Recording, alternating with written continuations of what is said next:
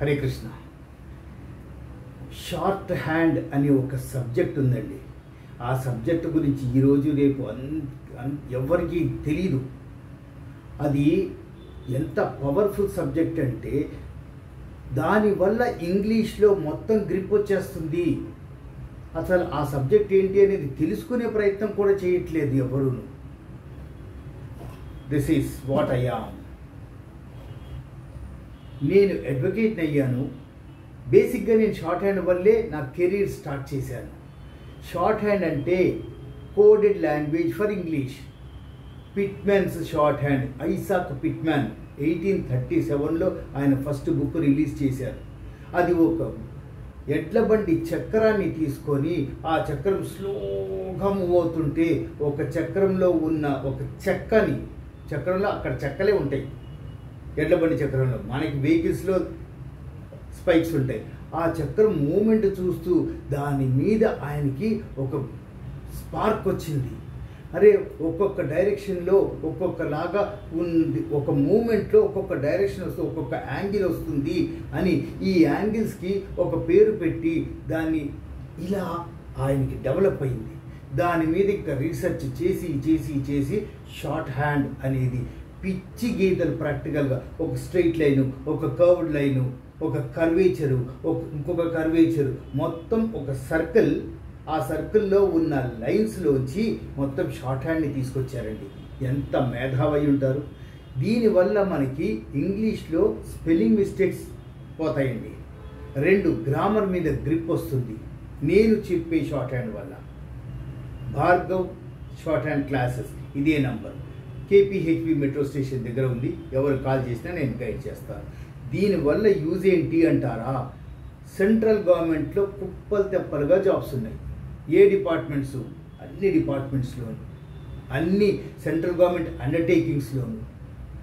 డైరెక్ట్గా central government అంటే staff selection commission, వాటిలో వేల మీద ఉంటాయి వేకెన్సీస్, స్టెనో వేకెన్సీస్. అలాగే food corporation of India, ISRO, NASA, అసలు ఇంకా there is no end limit అనమాట. NRSA, DRDL, BHEL, atomic energy, ఇంకా చెప్పుకుంటూ పోతే ఎన్నో. రీసెంట్గా ఈరోజే వచ్చిందండి హైకోర్టులో వేకెన్సీస్ 100ల మీద ఉన్నాయి. కోర్టు మాస్టర్స్ అంటారు, స్టెనోస్ అంటారు.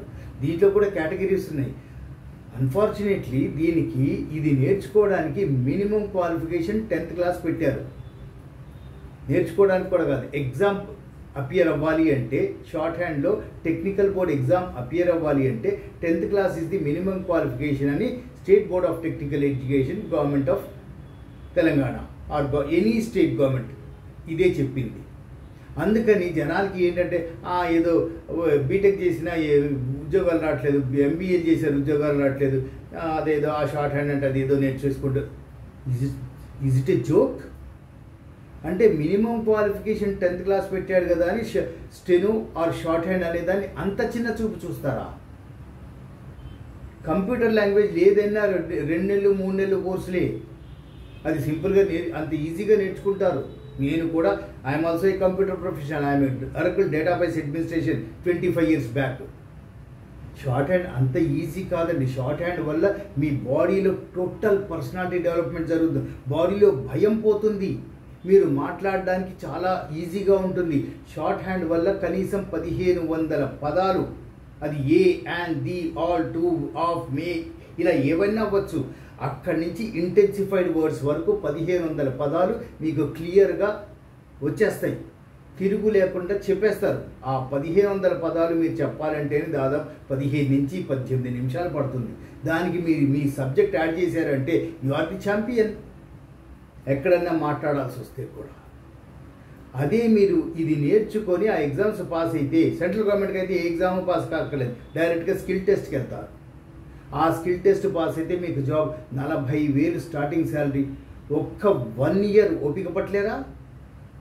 ఈ ఓపిక పట్టడానికి ఓన్లీ సబ్జెక్ట్ ఒకటే కాదండి, దానివల్ల మీకు ఇంగ్లీష్ మీద గ్రిప్ వస్తుంది, సబ్జెక్ట్ నాలెడ్జ్ వస్తుంది, ఇంగ్లీష్లో సెంటెన్స్ ఫార్మేషన్ తెలుస్తుంది, పారాఫ్రేజింగ్ తెలుస్తుంది, కమ్యూనికేషన్ స్కిల్స్ డెవలప్ అయితే, రైటింగ్ స్కిల్స్ డెవలప్ అవుతాయి.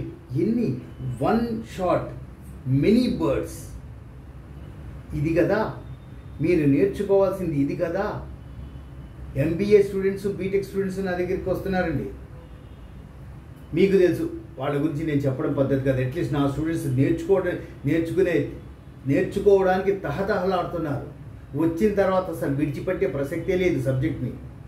సాటర్డే సండేస్ కూడా చెప్పండి సార్, ప్లీజ్ సార్ అని అడుగుతున్నారు. అంత పవర్ఫుల్ అండి ఈ subject. Take a challenge. I'm here to help you. Government job మీ సొంతం అవుతుంది.